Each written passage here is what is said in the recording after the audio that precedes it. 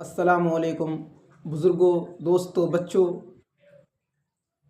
میں نے یہ نیا یوٹیوب چینل بنایا ہے شان ولی اللہ۔ اس پر آج میں پہلی ویڈیو اپلوڈ کرنے جا رہا ہوں۔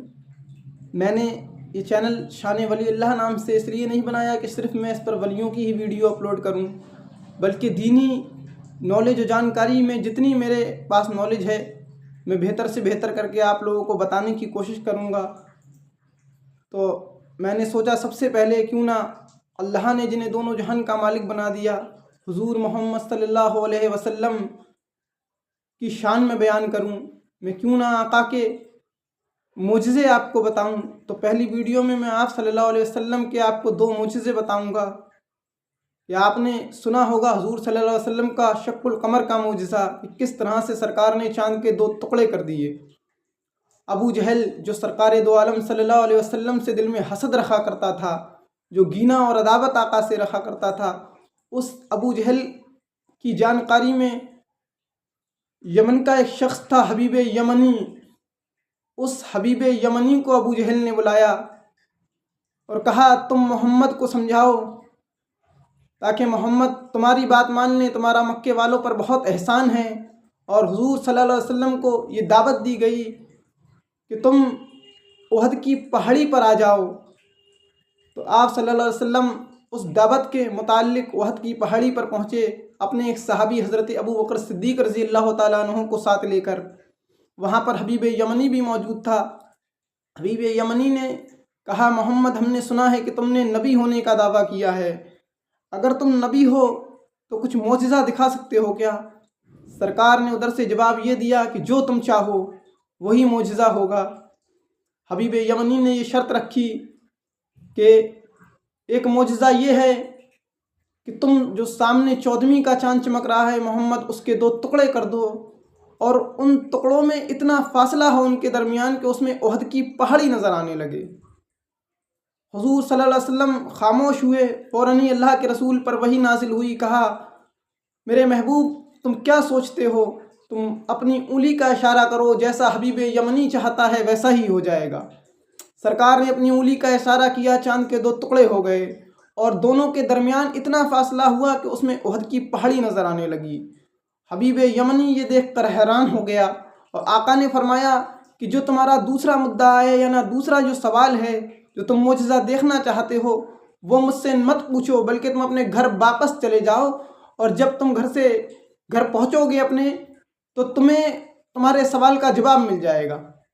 حبیب یمنی وہاں سے چلا گیا، اور کچھ لوگ حضور صلی اللہ علیہ وسلم کے اس معجزے پر ایمان لے آئے، لیکن ابو جہل کے نصیب میں ایمان نہیں تھا، وہ ایمان نہیں لایا، اس کے نصیب میں اللہ نے جہنم لکھی تھی، تو وہ ایمان نہیں لایا، اس نے آقا کے اس معجزے کو جادو بتا دیا۔ اور حبیب یمنی جب اپنے گھر پہنچا، دل میں وہ یہ مدعا لایا تھا، دوسرا سرکار کا معجزہ جاننا چاہتا تھا، آقا کے علم غیب کو جاننا چاہتا تھا۔ تو اس کی ایک بیٹی تھی جو ہاتھ پیروں سے معذور تھی، آنکھوں سے نابینا تھی، وہ یہ جاننا چاہتا تھا کہ میری بیٹی کو کیا تکلیف ہے محمد، تم بن دیکھے بتاؤ۔ تو سرکار نے فرمایا کہ تم جب گھر پہنچو گے تو تمہارے سوال کا جواب تمہیں خود ہی مل جائے گا۔ تو گھر پہنچا، اس نے دروازے کی کنڈی کھٹکھٹائی، تو جو اس کی بیٹی معذور تھی، آنکھوں سے نابینا تھی، اسی نے وہ کنڈی کھولی۔ جب کنڈی کھلی تو حبیب یمنی دیکھتا ہے کہ معذور بیٹی اور آنکھوں سے نابینا بیٹی بالکل صحیح سلامت ہے، ہاتھ پیر بھی اس کے صحیح ہیں، جسم کا اعضا صحیح ہے، اور اس کی آنکھوں میں بینائی آ چکی ہے۔ جب حبیب یمنی حیرت زدہ ہو گیا، پوچھا بیٹی یہ کیسے ہوا، تو صحیح کیسے ہو گئی؟ تو کہا بابا رات جب میں لیٹی تو میں نے دیکھا خواب میں کہ ایک ضیاء زلف ابالے بڑی نورانی شکل کے شخص آئے، اور انہوں نے میرے جسم پر اپنا دست مبارک یعنی ہاتھ پھیرا، تو میرے جسم کا اعضا ٹھیک ہو گیا، اور جب آنکھوں پہ انہوں نے میرے ہاتھ پھیرا تو آنکھوں میں بینائی آ گئی۔